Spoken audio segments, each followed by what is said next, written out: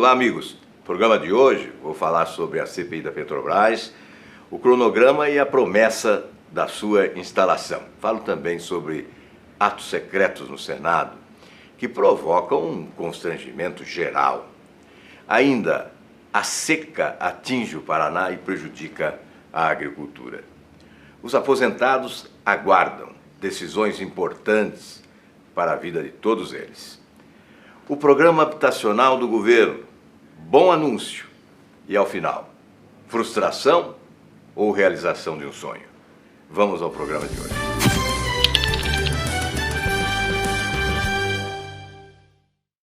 Olha, eu acho que a resistência do governo impedindo a instalação da CPI da Petrobras foi um tiro no pé. As denúncias pipocaram na imprensa e nós estamos colecionando todas elas. Passa a ideia de que o escândalo escondido é maior do que o escândalo já anunciado. E depois, quanto mais demorar para instalar a CPI da Petrobras, perde o governo, porque são 180 dias de trabalho. Pode avançar sobre o processo eleitoral. Imaginem, em pleno processo eleitoral, a imprensa veiculando denúncias na CPI da Petrobras. Não é bom para o governo. Iniciados os entendimentos, prevê-se a instalação breve. Agora, no começo de julho, deve estar instalada a CPI da Petrobras.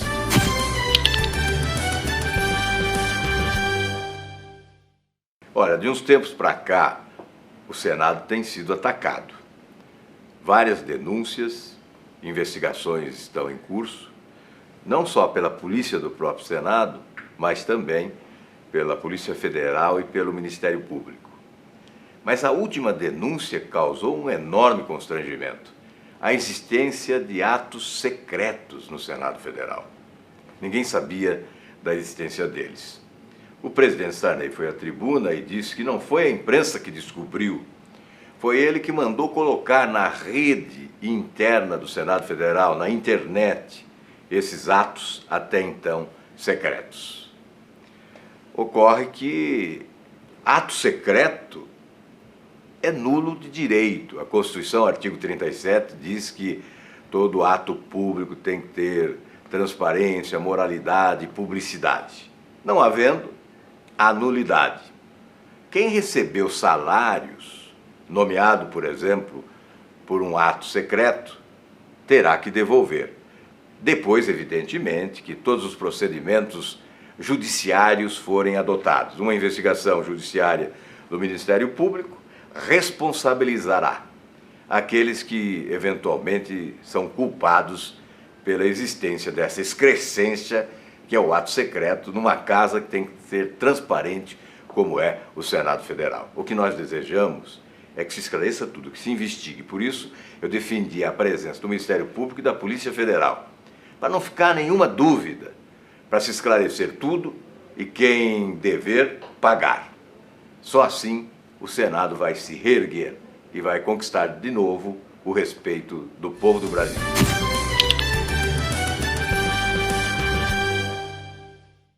Olha, no dia 7 de julho tem um ato importante aqui no Senado Federal, pelo menos está agendado. No dia 7 de julho, nós votaremos numa sessão do Congresso Nacional o veto do presidente da República ao aumento dos aposentados. Aquele aumento de 16,5% aprovado aqui no Senado Federal e que depois o presidente da República vetou. Nós vamos tentar derrubar esse veto. É muito difícil, mas de qualquer maneira há sempre uma esperança no ar de que seja possível derrubar o veto do presidente da República. Como não sou de gerar falsa expectativa, tenho que dizer com absoluta sinceridade que acho muito difícil que esse veto seja derrubado.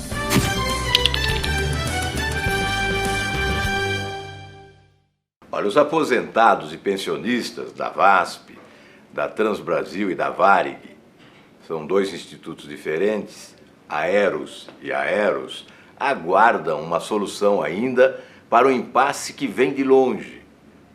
Nós estamos aguardando uma decisão do governo que retirou do Supremo Tribunal Federal as ações que diziam respeito aos direitos desses aposentados para a celebração de um acordo. Se estabeleceu um prazo de 60 dias, esse prazo venceu, pediram mais 60 dias e ainda não ocorreu nenhum acordo. Olha, sinceramente, eu tenho receio que a insensibilidade do governo prevaleça outra vez, que não cheguem a acordo algum e que aí teremos que retornar ao Supremo Tribunal Federal. O governo vai perder no Supremo, que foi uma sugestão do próprio Supremo que se retirassem as ações para que ocorresse o entendimento. Não havendo entendimento, o Supremo Tribunal Federal terá que decidir.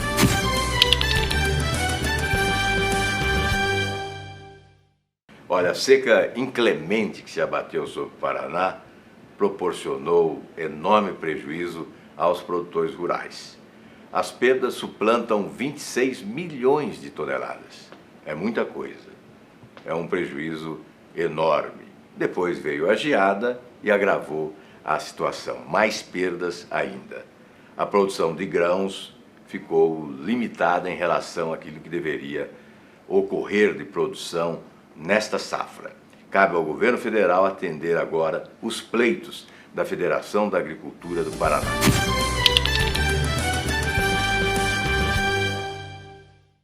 Olha, o Senado Federal aprovou a medida provisória do governo que cria o programa habitacional denominado de Minha Casa, Minha Vida. Nada contra, nós queremos que o governo construa muitas casas no país. Agora, o governo exagera no anúncio. O presidente da República é um especialista em marketing de governo. Ele é muito bom no anúncio, depois o governo é péssimo na execução. Em 2006, o governo também anunciou 600 mil moradias e elas não foram entregues à população. Mas o povo sempre acredita, sobretudo a população de baixa renda, que tem a casa própria como um sonho não realizado. Todos nós sabemos que é o maior sonho de qualquer família de trabalhador. E o governo não tem o direito de enganar, acho um desrespeito, faltar com a sinceridade e gerar uma falsa expectativa que acaba sempre em grande frustração. Por isso se diz pesadelo. O governo anunciou 1 milhão de moradias em 2 anos de mandato. Depois o presidente disse, não me cobrem. Mas como?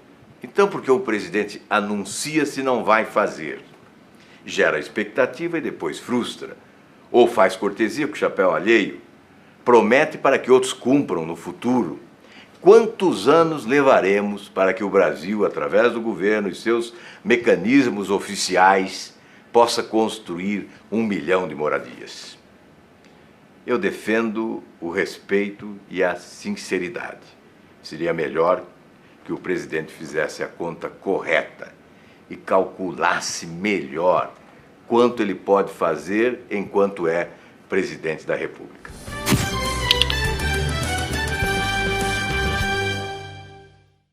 A Comissão de Educação e Cultura do Senado, da qual participo, aprovou um projeto de lei que regulamenta a profissão de mais de 1 milhão de profissionais no Brasil.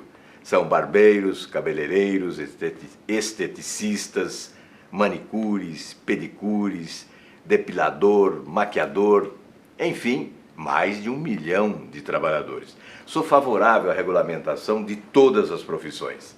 O país precisa se organizar e os trabalhadores precisam ter os seus direitos garantidos na legislação do país. Participe do programa Paraná em Brasília Interativo. Você pergunta, o senador Álvaro Dias responde. Envie sua pergunta para o e-mail alvarodias@senado.gov.br ou pelo blog www.blogalvarodias.com. Paraná em Brasília Interativo com o senador Álvaro Dias. Se manifeste, pergunte, participe.